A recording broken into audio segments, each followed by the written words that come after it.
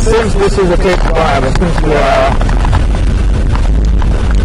I guess in a way, testing everything out, we are going to be on a feeding course. We will be testing signal, we'll be driving around testing signal.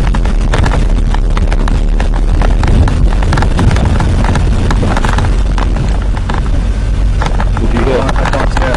Okay. Brian's not picking us up. Okay, turn down one.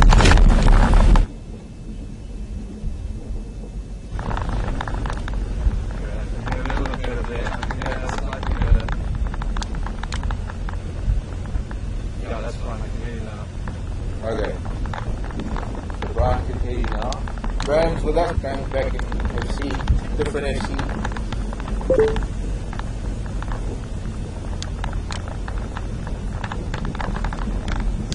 So,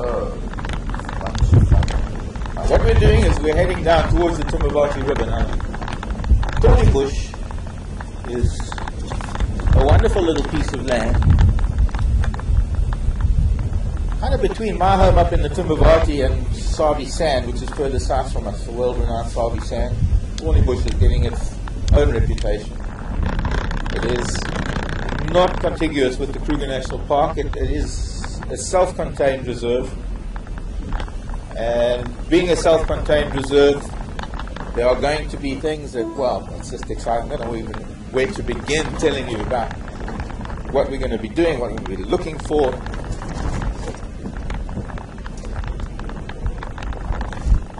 But it's just going to be fun. It's going to be really great fun. Now, what we're doing now is about to approach the river. We're going to cross the river, head onto the northern side of the river. I mean, most of our stuff is going to be looking at animals on the northern side of the river. And as the dry season wears on, as the winter wears on, animals are going to start coming down to be closer to the river. And for a change, we have a river that has water. Really. Oh, look at that, there's a buffalo. Off the back. Let me just see if we can get level and still pick it up. Is that okay, Brian? Yes. Do I need to be more level? No, that's fine. I can just hear. African buffalo. A lot of people might think this is the water buffalo, especially on account of the fact that they do lie around in the water a lot. First start of the day. It is. What's flying above it there? Is that a fishy? Maybe a vulture. A bit far. Huge raptor flying behind the buffalo. This is what we would call an old dugger boy, an old bull who has no longer is hanging around with the big breeding herd. An old bull who has decided he wants to retire. This is his retirement village. It is an area of the riverbed. There's good grazing. There's good water to wallow in. There's good water to drink too. And he'll spend his last days just hanging about in these reeds. See, the big breeding herds need to cover a lot of ground. They live in large groups. Large groups, being a relatively bulk grazer, these are animals that eat a fair amount of grass. They do need to move constantly. And when these old bulls get to a particular age, they're no longer reproductive, they're no longer engaging in breeding behavior. I guess you could say, or in animal terms, it's what we would term it senile.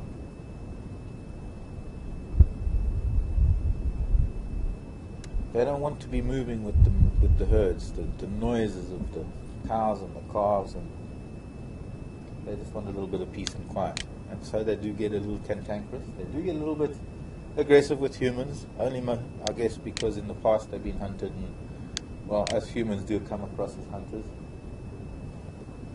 We've been part of the ecosystem for a few million years, and the behavior of our ancestors is ingrained in their memory. It's only with modern photographic safaris and the modern behavior of passive animal watching that animals have calmed down considerably. And this is going to be a wonderful thing about what we're going to find here in Thornybush, especially with some of my favorite animals.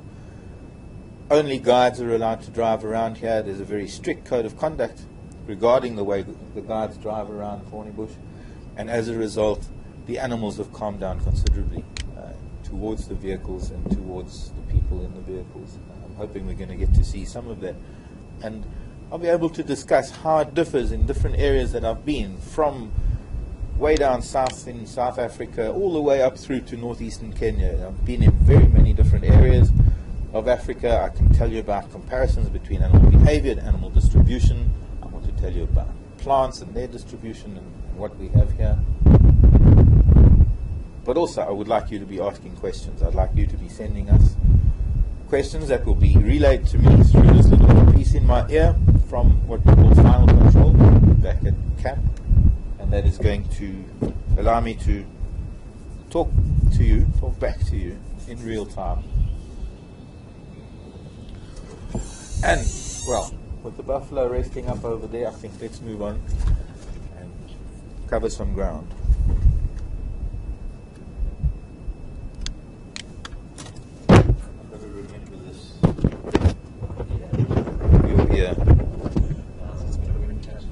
Yeah, because it's coming from the sides. Wind is blowing straight down the river.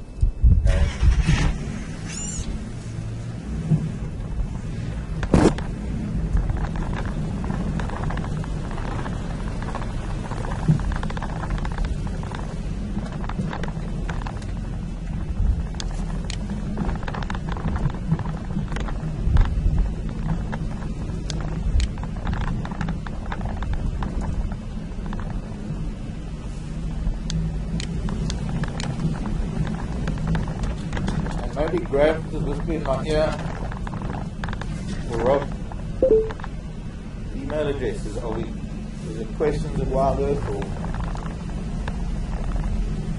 one thing I didn't think of, which I should have. What is our email address?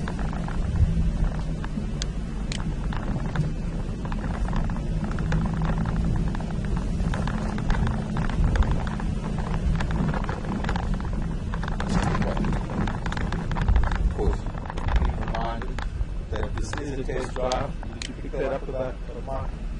This is a test drive. We're going to have to talk about a few technical things through the drive, inevitable setting of the microphones. We've got different microphones on the vehicles. We want to make sure that the two microphones aren't interacting in a way. Those things are sorted out with the different cameras. This one here, the one right at the back. I'm not too sure which one is operating at any one time, but I'm just going to.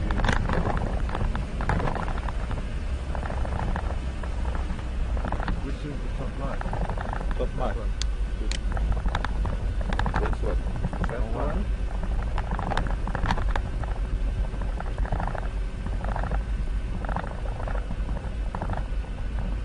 Okay, so questions are not working right now. Because this is a test drive. This is our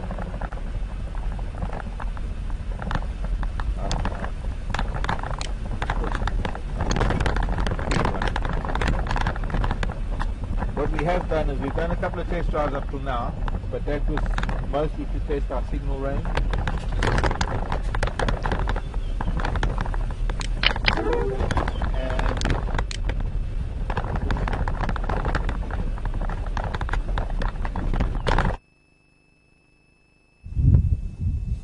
Okay, so channel 1 got yes confirmed.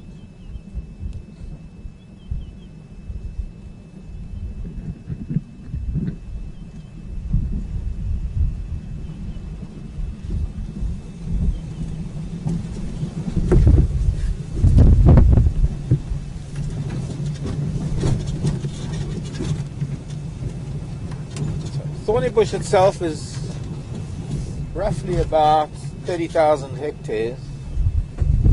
Translate that into about 70,000 acres. It is of course a considerable size. Big enough to have the big five. Big enough to accommodate a couple of herds of elephant. Lion. We're going to be concentrating on following individuals, because being some of them being territorial, but some of them also being confined to Thornybush like the elephant. You know, it's not like being part of Kruger where I live. There are a lot of elephant that come past my house that are individuals that I know, that I remember from time to time or over the years. I've become familiar with them. But there are a lot of elephant that will come through that I've never seen before. But here in Thornybush, elephant are not territorial. They will move around considerably, but we will only see the same, well, certain individuals. It's a fair amount of elephant. I have to confirm the numbers. Lion and leopard, of course, are territorial. So, to be honest, it doesn't really matter whether there are boundary fences or not when it comes to lion and leopard, because being territorial, they wouldn't go beyond their territories anyway. And once we dispense with all the formalities and technical things of the test drive, and once we're on the way, I can give you the histories of some of the cats that we have here and who we are hoping to find, especially a cat, a particular cat, might I add, lives around camp, near camp, and her cubs. And hoping that we're going to be able to keep track of their lives. We're going to have 3 months of an interesting season, an interesting time of the year. I guess you could call it fall. I guess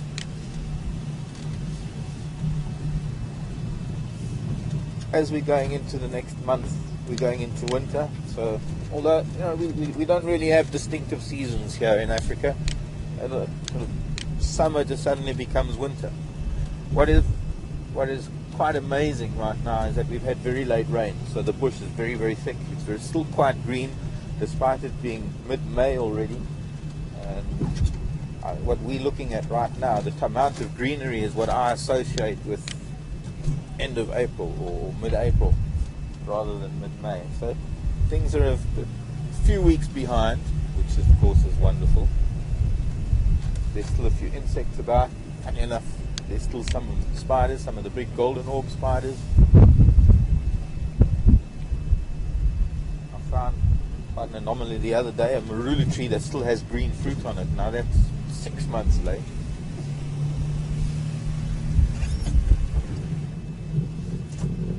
Now I don't know where I'm going. I've never been on some of these roads. It is such a vast network of roads that in the short time that I've been here, I've managed to cover a few roads, especially the areas around camp, and found some wonderful little water holes and pans that we're going to visit, because I have no doubt that as the bush starts drying out, they're going to start attracting a lot of attention. At the moment there's nyala and impala and buffalo and various zebra, giraffe. But being still in summer dress, the animals are quite spread out, and I think it's going to be very interesting over the next couple of months of how we're going to see not only the bush changing. So what would be interesting is for you to take note. You know, we don't notice the gradual changes, but if we have to see what the bush looks like now, and then you take a snapshot halfway through, and then in 3 months' time, when we're sort of ending off, we're going to see a completely different bush altogether. It's going to be a lot drier. The leaves are going to be falling from the trees. It's going to be a little bit more open. So from that point of view, it's very, very interesting. I see that there are a bunch of vultures. Some of these roads are quite eroded, so it does get quite bumpy in places. Try and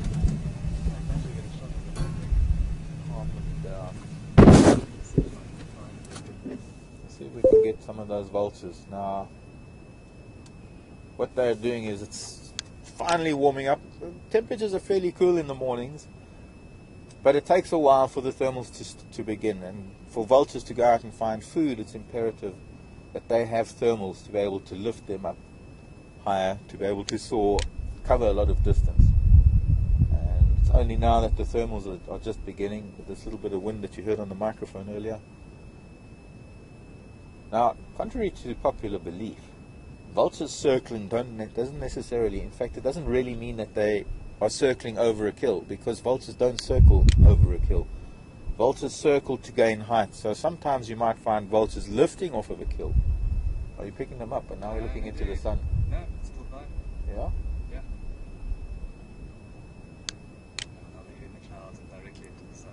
Yeah, too far back. So what they're doing is they're trying to get to about 2,000 feet. These are white-backed vultures. They soar at about 2,000 feet. And they're going to be finding, not necessarily a kill, they're going to be finding smaller scavengers, aerial scavengers, things like that, and another smaller vulture known as the hooded vulture. Now these three birds need to be, they're smaller than any of the other vultures, they need to be the first ones at a carcass, because not only do the larger vultures push them away, but they have smaller beaks. They get to the softer parts of the carcass before the bigger vultures come in and, well, just oust them. Vulture stacking, we call it. So the smaller vultures and the two eagles that do scavenge get to soar at a much lower altitude, at about 200 feet. And they're the ones that find the predator, or they're the ones that find the kill. And it's when they start dropping out of the sky that the bigger vultures that are stacked at higher altitudes, it's only when they see that happening do they start coming in. So essentially what happens is when you do have a kill, or you do have a carcass, an animal that might die, you don't have vultures circling above it. They just, it's a mad rush to get there as fast as possible.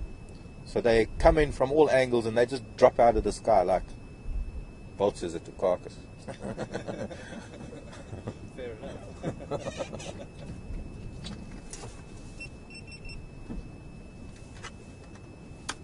I've got to remember this immobilizer on this jigger. See, my Land Rover doesn't have it. I just get in and start it. And sometimes, and it's got nothing to do with being a man and not being able to multitask. It's got to do with my brain switching just briefly. Because sometimes as I'm starting and I'm still talking to you and my brain isn't really thinking it, because it's talking to you. And it can't multitask. It's just It's a slow it multitask. can't remember. No, it can't remember to press the little button to demobilize the immobilizer while I'm talking. Okay, we'll get there. We'll get there. Yeah, this is fun for now. See this? Not needed anymore. A renovated jigger. The person who no duct. Yeah, I had this all planned that I was gonna walk into shot holding this. Didn't work because I forgot it. Anyways, it was supposed to be subtle. Where was I? There's so much to tell you about this place, but that will come in time. It's not like we've only got one drive and that's it. We've got 3 months for me to tell you stuff. Okay, we've got an elephant pushed the tree over. I wonder if I should just push it with the jigger a little bit.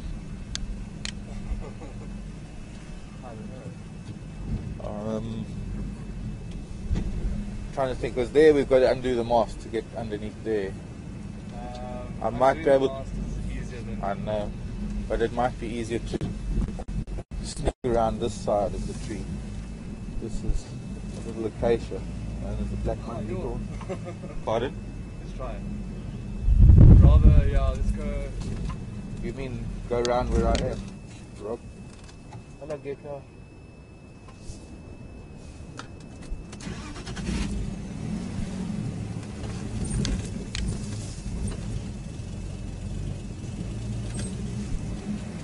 She's losing power as soon as I want to get power. It's easy enough to fix.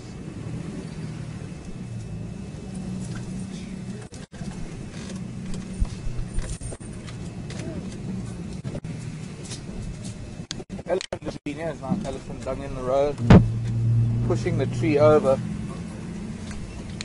to get to some of the branches at the top, but also perhaps to get to some of the roots.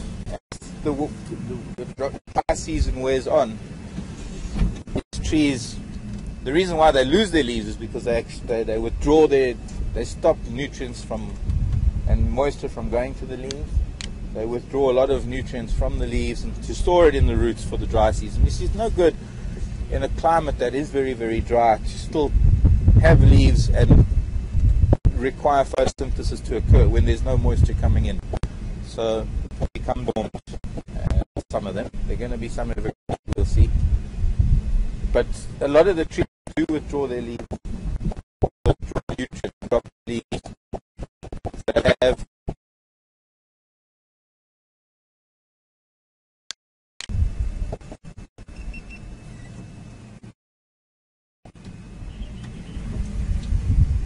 okay, so we got that signal issue. I'm going to try. It means that we can have to go further south from where we are again. The road to head south. I do have a map with me. I'm not going to consult it right now. The best way to learn a place is driving.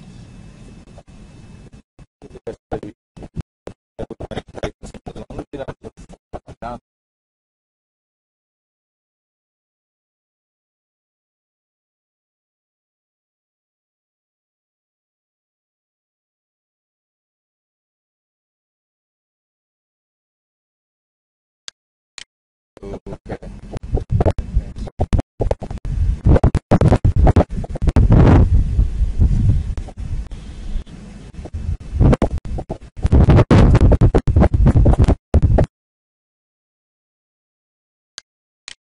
How are we looking? You got me, Graham.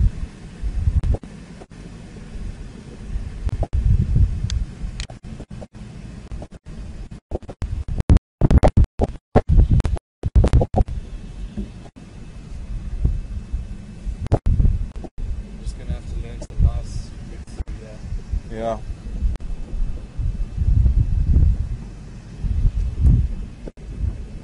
Now this is the top of the opposite ridge that I've been wanting to get to.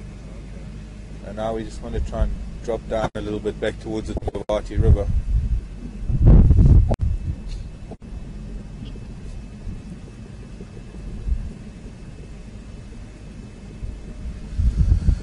Test drive.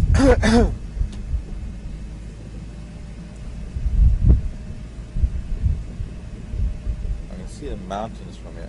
Yeah. So we'll eventually get to the point where we'll be, if we lose signal from camp, we'll be able to pick up the mountain will pick us up. Yeah.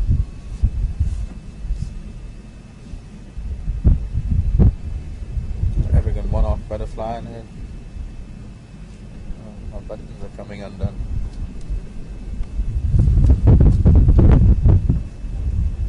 Elephants have been at these marulas, gee.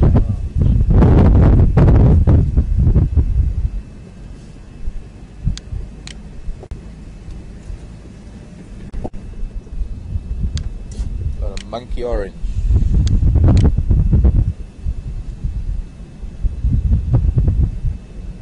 Got a monkey orange.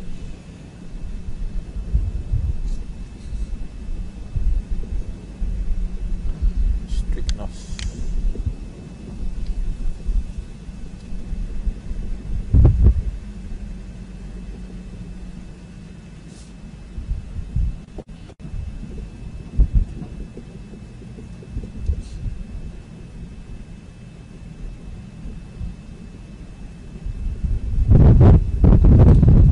That's what I'm looking for.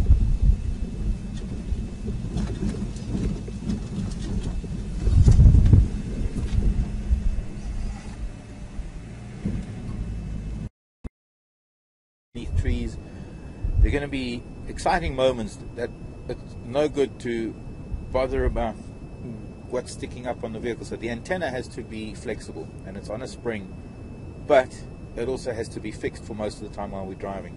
So we've got a quick release mechanism, and sometimes it touches a branch and it comes off and the signal might waver a little bit.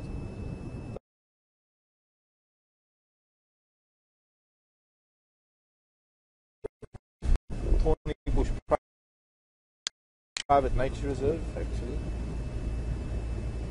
and the inhabitants of Thornybush, as well as, of course, those of us that are living here. There's myself and Brian on camera. We've got Rob back in camp, Rob, and Andy, and Aaron, and of course Leon, who's directing the post-production stuff.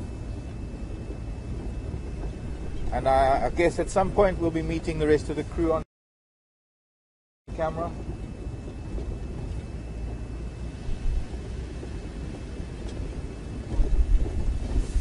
I think maybe some of you were expecting a pretty young brunette sitting where I'm sitting right now. We were going to put a wig on you. We were going to put a wig on me. That's the audience. That would have been a great reveal. Well, that didn't happen. I think it's almost there, though. Yeah, well, Cupid stepped in.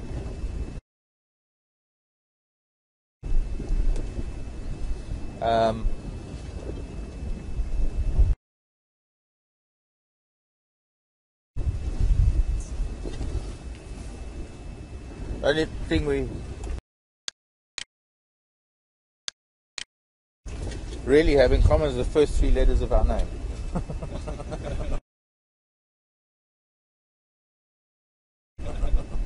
Other than we were both presented. Unfortunately, I didn't meet the young lady. But I might in the future. Potentially, maybe. Potentially, maybe.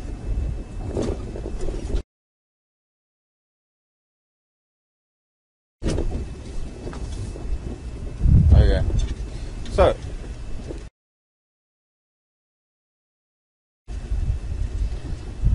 for those of you who are joining us for the first time, I have spent most of my time in the bush, my life, adult life. The bush is my office. No, it's not my office. It's my world. It's my planet. It's my universe. It's what makes me breathe every day. It's what makes me want to get up in the morning. It is so diverse. There's just so much here that is so interesting and so phenomenal that a lifetime is not enough to learn all about this world. And this is only this little world. You know, I would need 100 lifetimes just to learn everything here, let alone other ecosystems like the South Americas or the countries in South America, Ecuador and Belize.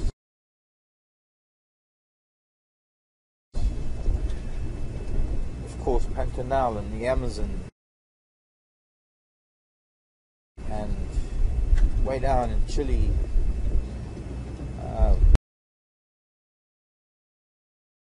the North American ecosystems, the what is left of Europe in terms of the wildlife areas of Europe, the vast areas of Asia, Northern Asia, and Russia,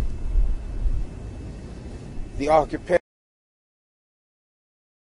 of Indonesia and Polynesia, and the various habitats and diversities that you find on all those islands. It's quite daunting, actually.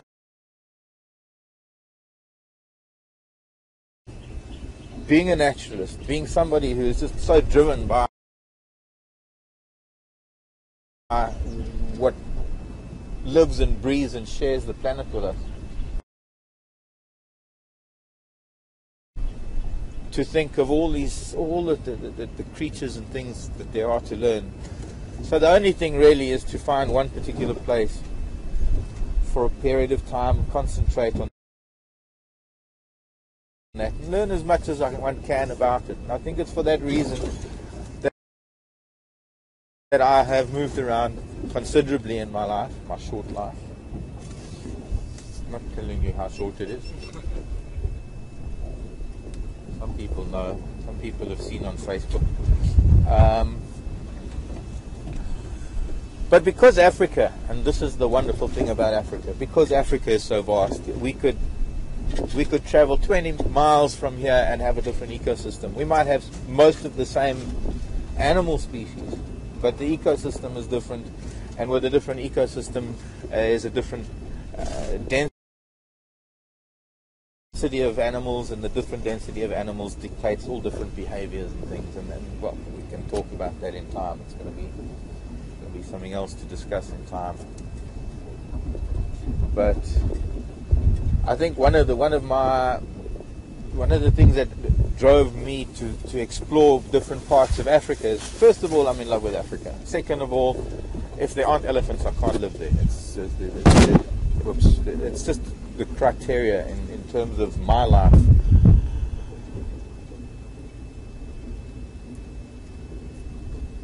I can stay in places and learn places, but in terms of places to live and work, if there are no elephants, there's no point. No, Me, my favourite animal in the water. Don't ask why. Just that just happens. I have to admit the elephants are absolutely incredible.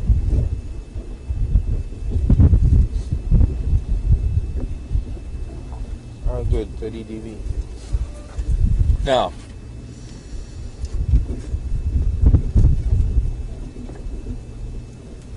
some impala up ahead. Impala are an antelope named after a Chevrolet.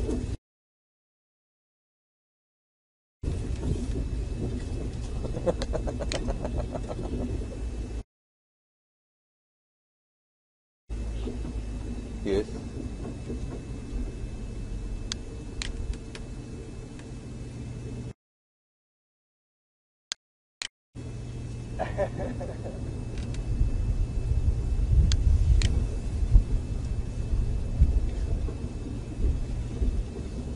Thank you, Rob.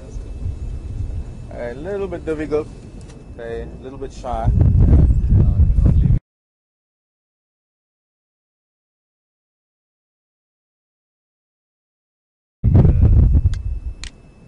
Yeah, no, they've gone deep into that worry bush.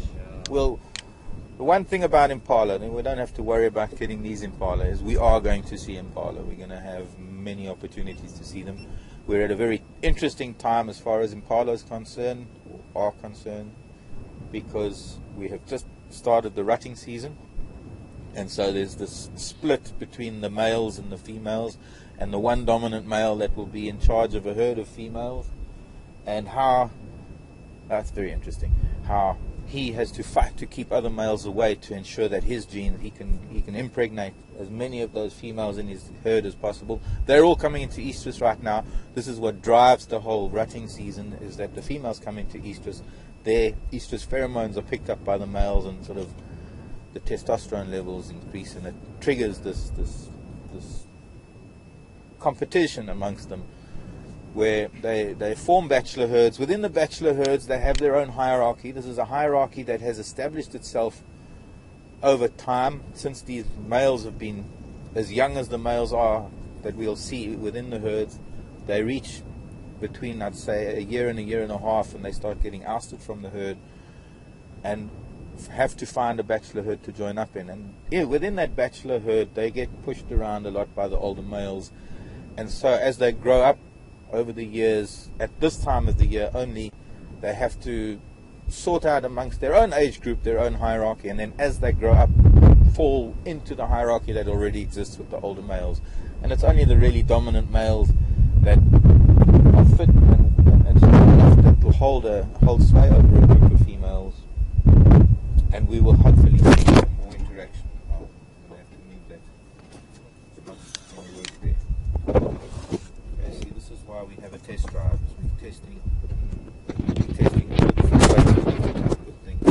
One thing that we have to work on is my microphone, so that you can hear me, and so that I don't burst Brian's eardrums every time I bump it. That might work now. Well, I've got 2 years, so it's alright. Yeah, but I wouldn't want to destroy your options for listening to music in stereo for the rest of your life. Thank you, you're so considerate. So that's just a touch on how the impala are behaving at the moment. It's better to talk to you about it when we see them, and we're going to see them. They're the most common antelope. They're this antelope that is just the right size. They're eaten by just about every predator, including the largest snake in Africa, the largest, I was going to say reptile, but snake's a reptile. The largest, well, crocodile is not a lizard. Okay, big crocodiles. They're eaten by crocodiles, they're eaten by pythons, they're eaten by all of the canids and felids, or not all, but most of. Canids being African wild dog, and jackal.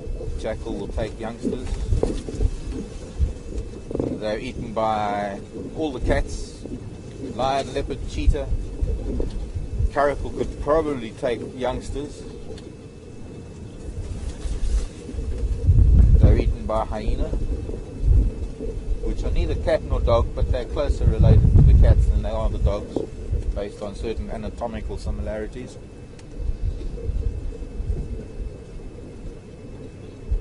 They're eaten by eagles, marshal eagles, and of course they're eaten by a certain species of primate that no longer lives wild, become domesticated, wears clothes, and is generally, us humans, I mean, the African monarch. Monarch. African monarchs don't migrate. Monarchs, same as the North American monarchs, in that they are milkweed butterflies. They feed on the milkweed. However, ours don't migrate. We don't have those extremes of temperatures that require them to fly to warmer climes. We do have a migrating butterfly, however. There's a gardenia. I did see one gardenia flower the other day, strangely enough, up in Salati. I came straight from Salati to here. I was in Salati over the weekend. Lovely little game reserve. It's almost the same size as Thornybush. In fact, it is the same size as Thornybush. Also self-contained, has the same composition of animals that Thornybush has. Yet, difference in human behavior has dictated a difference in the animal behavior, and that's another thing that we can discuss. Another thing that I can tell you about. I'm thinking of all these things that I'm dying to just talk about.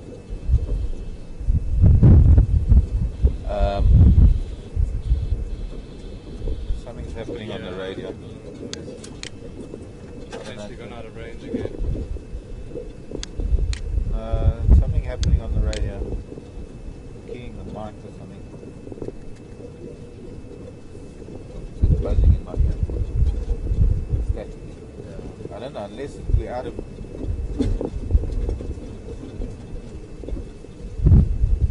Wonderful. Getting a message back from FC that everything's looking good. I like that. I like to hear this type of thing. Everything's looking good. I need to find a road that can take me back east a little bit.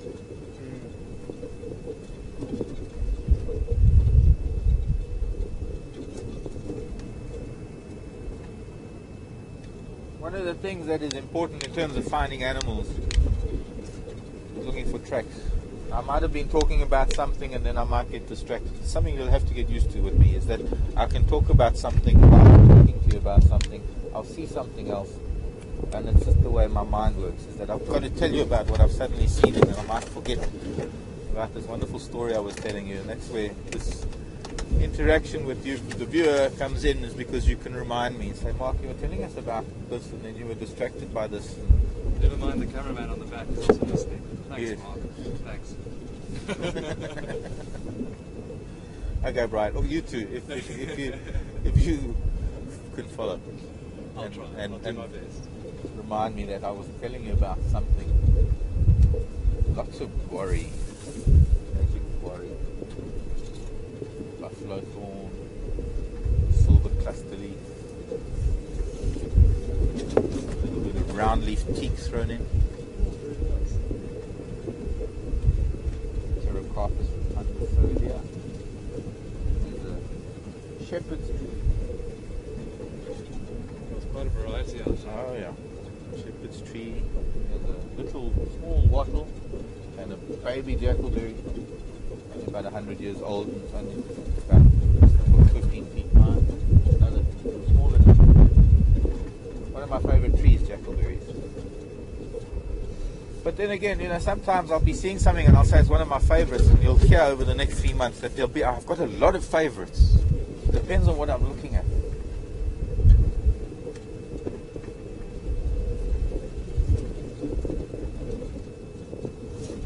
So once again, just to reiterate, we are at the end of the wet season. We're at the end of summer, and the bush is very, very thick. We've had very late rains. In contrast to last year's summer was a completely different scenario altogether.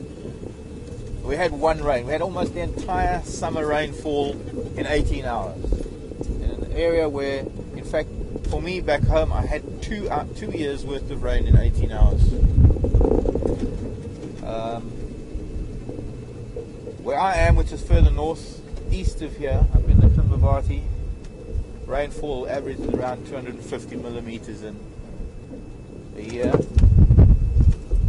I'd say for Thornybush it's a little bit further south, maybe 300 to 400 mils, same as sort of northern Sabi Sand. Down in the southern part of the Sabi Sand, rainfall increases to about 500-600 mils a year. And last year in January, 18th of January, after a relatively dry spring and early summer, we'd had one rainfall in December, but then the heavens opened and the universe decided to give us 2 years of rain in 18 hours and nothing thereafter. So by this time the year last year, everything was really, really dry. Here we had really good rains only a couple of weeks ago. In fact, right now on New Moon, we've just gone into New Moon. Just before New Moon, typical New Moon rains occurred.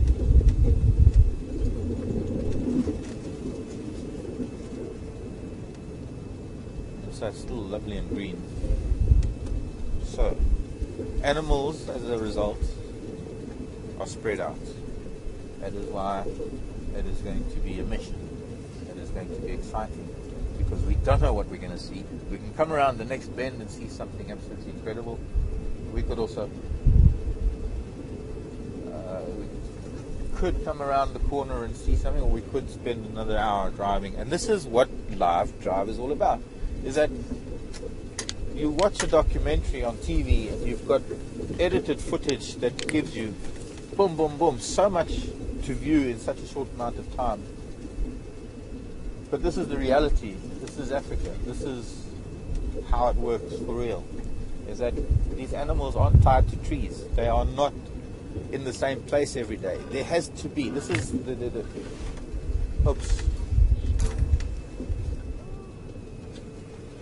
the way life has to work here is that everything has to be random. Not random, but nothing can be really routine. In terms of animal movement and animal behavior, everything has to be different every day. There's a nice big open patch to my right. Like we're back on the river. You can see the reeds on the Thornybush River. I remember this lovely big apple leaf rain tree.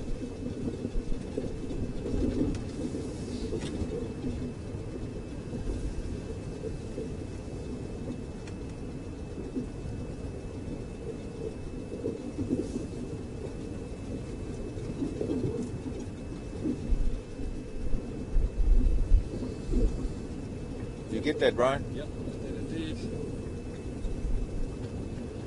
And we are back on the river, because I want to find a big grey thing, one of those big ears. Go a little bit to the side. Just drop it.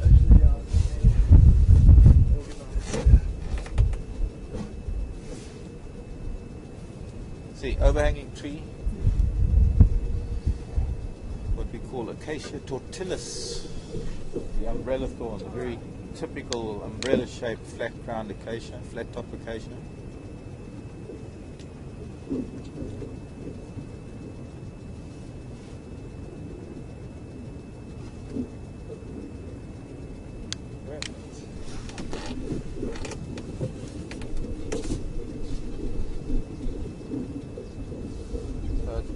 just unclipping the aerial and the antenna.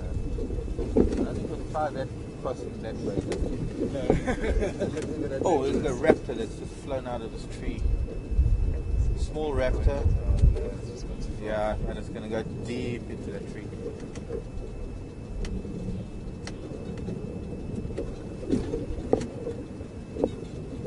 Thank you.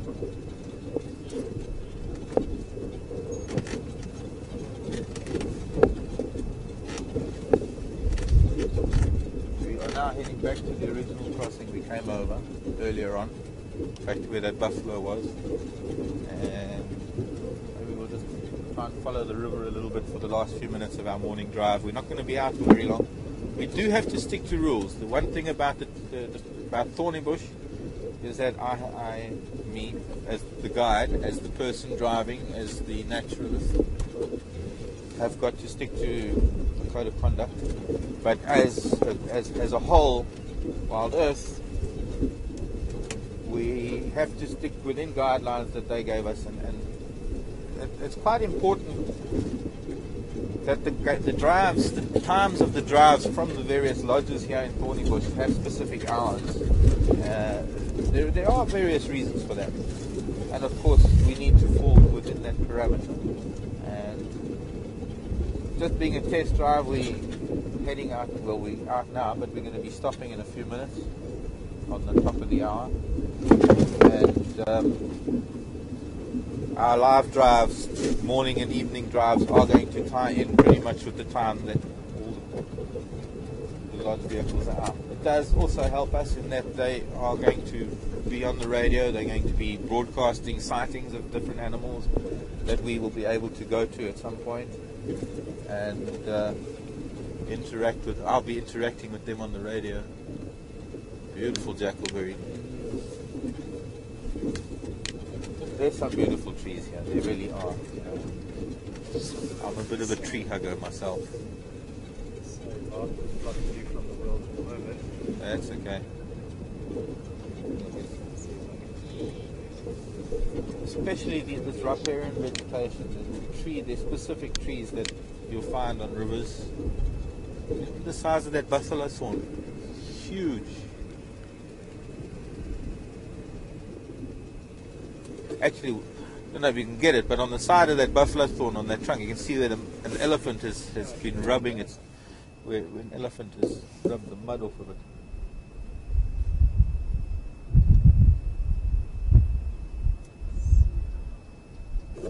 I will, in time, be able to tell you more about that process of mud bathing and rubbing. Another lovely big gardenia, but yeah, I think it's going to be difficult to find a flower this time of the year. But a very typical gardenia flower, and of course, because it's a gardenia, the scent is heavenly. It's the most beautiful scent, particularly at night. It's one of those trees that scent better at night because of the pollinators that they're attracting. They want to attract a particular pollinator by its scent. Okay. Cool.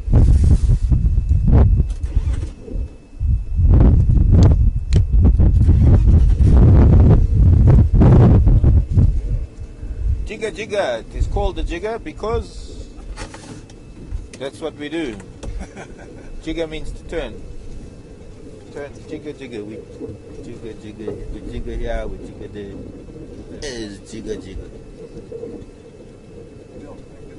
That is a jackalberry. Now the jackalberry, I don't know if we're going to pick that one up. We'll try and just turn, and we will be seeing a lot of these trees, and you'll find that I will be trying to point out some individual specimens. This one's a little bit hidden, its trunk. And this is a tree that has probably been here for 500-600 years, or even more for that matter. And it's actually a true ebony. It's one of the true ebonies. Belongs to the family, the ebony family. Jackalberry. Why jackalberry? Because, well, the berries, the fruits are edible and palatable. The distinction between the two. Some things are edible but not palatable. I don't see it. It's not the best. Yeah, it's not the best, unfortunately. maybe one day in the afternoon when we're from that side we'll be able to see it. Yeah. But I'm going to find specific specimens that we can look at, because it's going to, as I said earlier, the time of the year that we are now is in a time of the year when everything is going through a change. And although we're going to see a change in the animals and things in terms of their behavior and their utilization of the bush around us, it's the change in the vegetation that would be nice to keep track of certain trees. You know, when I was in Tanzania recently, I was up there for a few months at the end of last year, a really beautiful national park. There were certain trees, individual, particularly certain baobabs, some of the best and biggest baobabs I've ever seen. Baobab forests. That there were individuals that, because I was there, perhaps the opposite time of the year to now, it was the end of the dry season going into the wet season. I was filming. I was taking photographs of individual trees and able to take photographs of the same tree from the same angle right throughout the 2.5, nearly 3 months that I was there. I don't know if you can pick this up here. I saw it. I'm going to try. Let's read out the way. Lovely orange. That is actually, looks like a chili. Yeah, there we go. Actually, it belongs to the gourd family, the cucumber family. And as to its palatability or edibility, I'm not too sure. Now, there's little yellow flowers higher up. Now, see, one thing I've got to do is a flower for the ladies. That's one of them. Can you pick up that little yellow flower? There's a little bit of stuff in between. But before I say goodbye to you, I've got to show you a flower. There we go. And that is because I know there are a bunch of ladies out there that have been waiting for a flower from me for a long time. Is this your gift to them?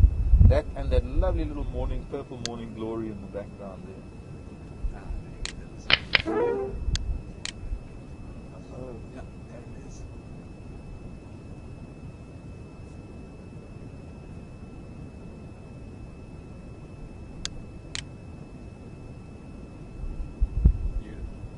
Right, now reverse a little bit. Flower that I've forgotten its name because I haven't seen it for a long time. But I'm sure by the next drive I will get its name. I'll just remind myself in the book. That lovely bunch of white. Very nice, yeah, let me get that.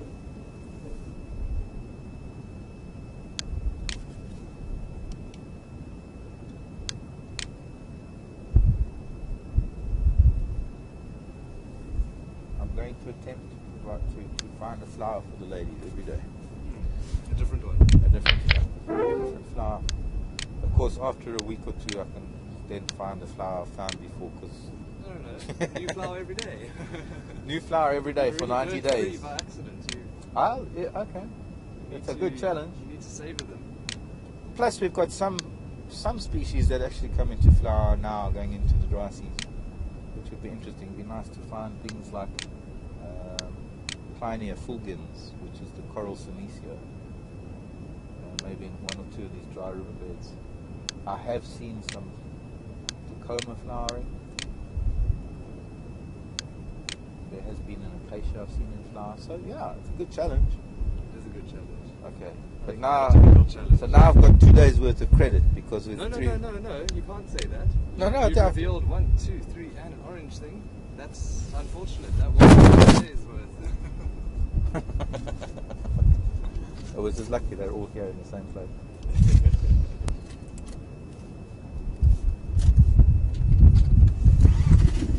So, there were these baobabs that I was photographing all the time. I still got to get to a point where I can crop them in a particular way and put them together so that I can flip through all those photographs of the same baobab as it comes into flower and then comes into leaf. And of course, during that whole process, I've got eagles. And one day I've got eagles in the tree, another day I've got vultures in the tree, another day I've got elephant underneath the tree. I thought I saw something there, but I didn't.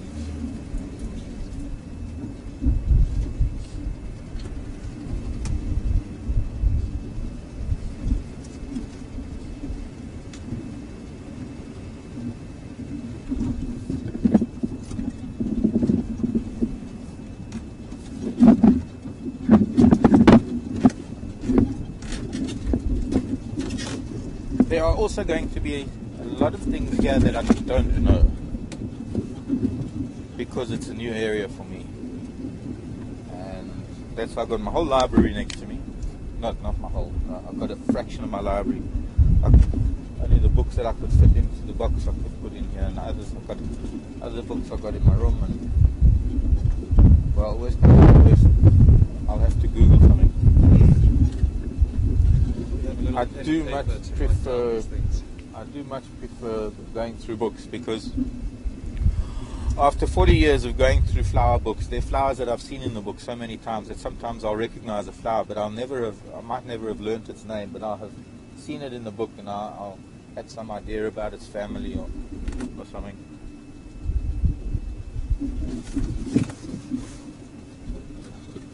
So what we're doing, we're going back onto the southern side of the Thornybush River.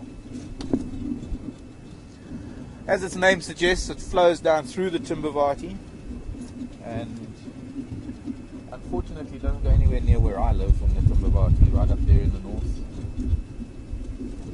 Closer to the Thornybush River than the Thornybush River, funny enough.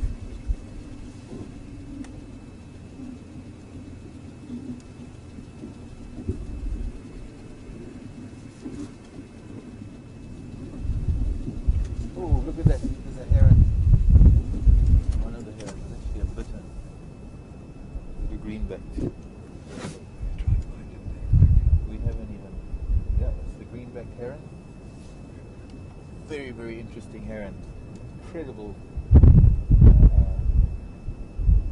ability to adapt to different circumstances when they're fishing. What he's doing is, there are very small tilapia in this river. And I've seen footage of a greenback heron sitting with a fisherman on the banks of a river, stealing a piece of his bread, either from his sandwiches or from his bait, taking the piece of bread and popping it in the stream. It's not a very fast flowing stream, but popping it into the stream and then rushing a little bit downstream and waiting for the piece of bread to come past with the fish nibbling on it, and then either grabbing the fish or taking the bread and popping it upstream again. And this constant process of this heron learning to use bait like a human does, except of course it doesn't have opposable thumb, so it's pretty hard for it to use a fishing reel, but it's got that lovely stabbing beak that is able to, you might even see it hunting right now. I hope you're not getting too much wind noise. Once again, we've got the stiff breeze blowing down the river.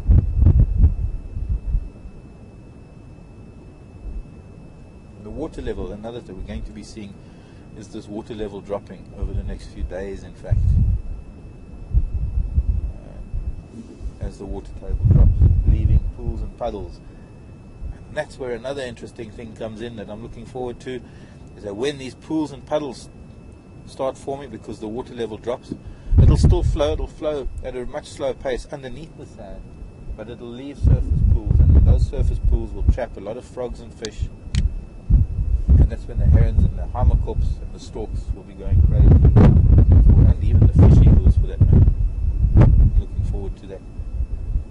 So all in all, I think this is an exciting time. Now the heron.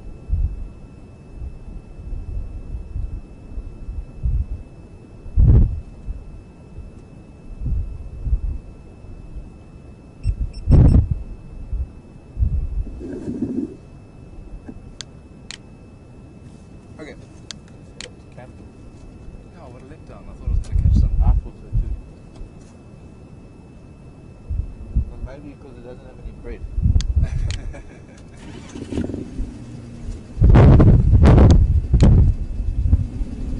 Oh, we're stuck. Come on, guys. You can push, Brian. I've already been barefoot in this water. It's cold. You can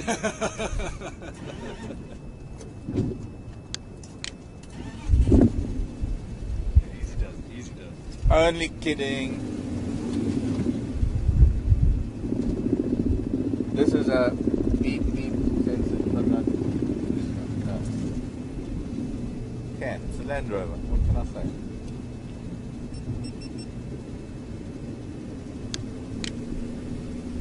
Not plugging products. jackalberry growing in this dead tree. Hold on one sec.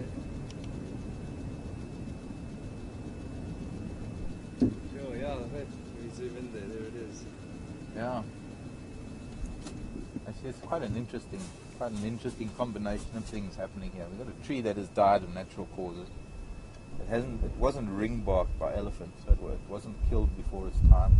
Probably died of old age. It was I don't know, I have to think hard about it because it's that bark, I'm not sure. It wasn't a jackalberry, it's too light. But just to the right of the jackalberry in that fork, you can see that bracket fungus. And if you come down from the jackalberry, there's some more. But all the way up through this tree, on the bark that is coming off, are these bracket fungi.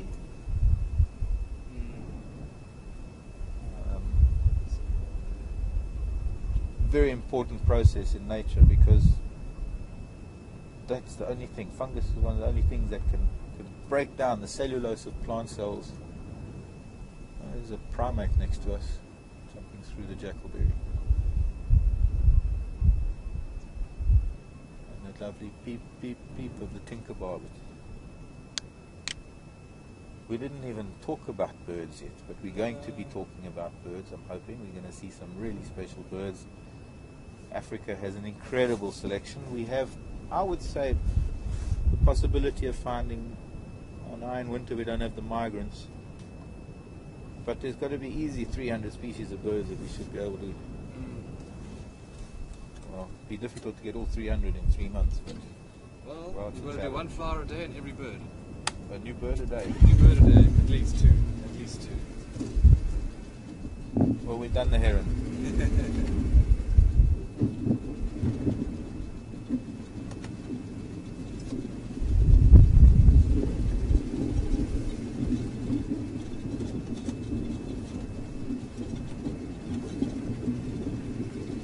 So that bracket fungus is helping to decompose that plant, that tree rather, and in the process returning nutrients into the soil, nutrients that have been depleted from the soil because that tree has taken so many years to grow and it's kind of used up a lot of the nutrients around it, its roots.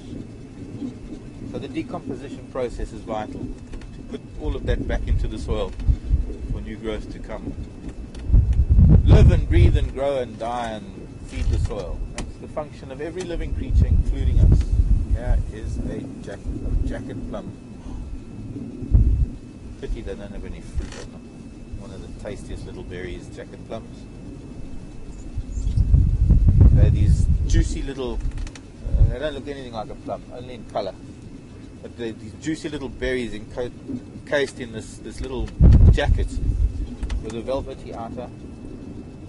And the jacket splits open to reveal the little fleshy fruit inside, and you need to pop a few in your mouth. It's like the false marula. False marula should be fruiting at the moment. That's something we can taste.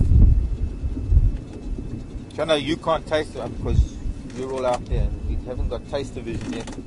Haven't got smell-o-vision yet, but I'll try and explain it to you. I'll try and Brian will taste and he'll try and tell you what things taste like. But it's hard to say things taste like something or they smell like something because most of the time they have such unique tastes or unique smells.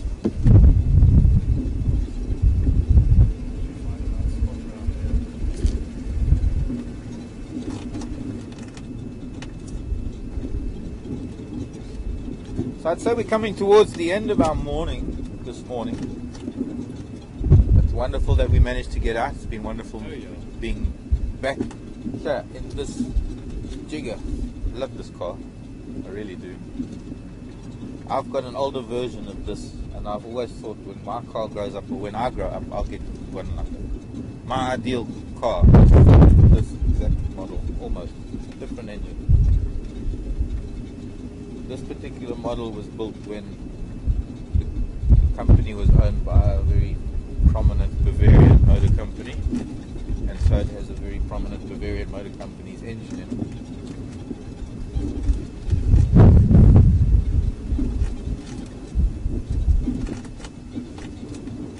But in terms of practicality, in terms of having driven various different four-wheel drive vehicles, off-road, on-road, through different conditions in different countries.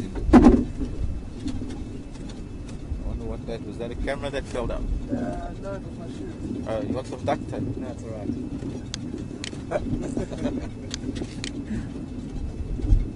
And somehow this particular vehicle for me is the ultimate. And so it sparks arguments amongst us guides, and amongst the off-roading, or not off-roading, but the farming and bush communities as to which is the best vehicle, and they never get agreement, of course. The bottom line is how they perform. I'm going here. Come this way on the Thornybush vehicles.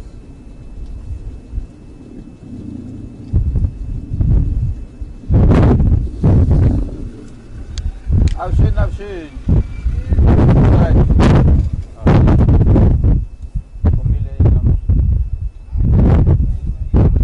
Oh, okay.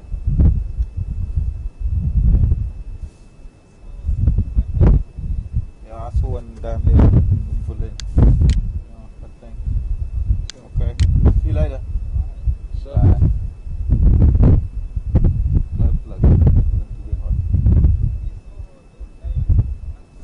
No, we didn't go out last night. Where were they? Yeah, that's quite far though. Not far. Okay, I'll check on my map.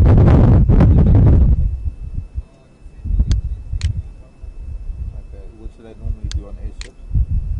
Yeah. How many lines?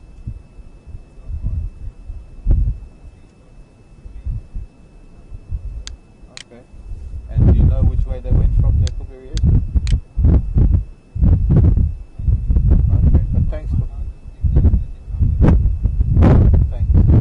Thanks for the info. I need as much info as I can. Thanks a lot.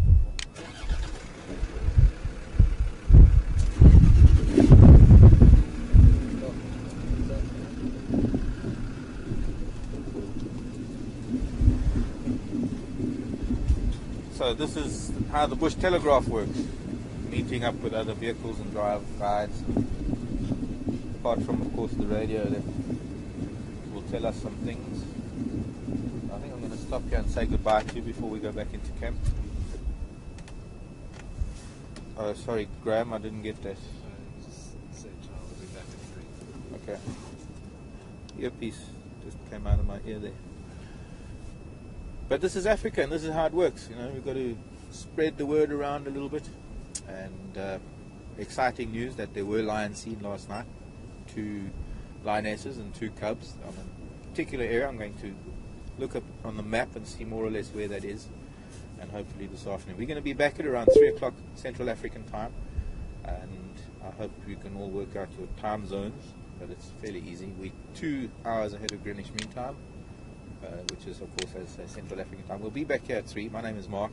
This has been Brian on camera, and, well, we'll get to know the rest of the crew soon. Bye-bye, everybody, and thank you very much for joining us.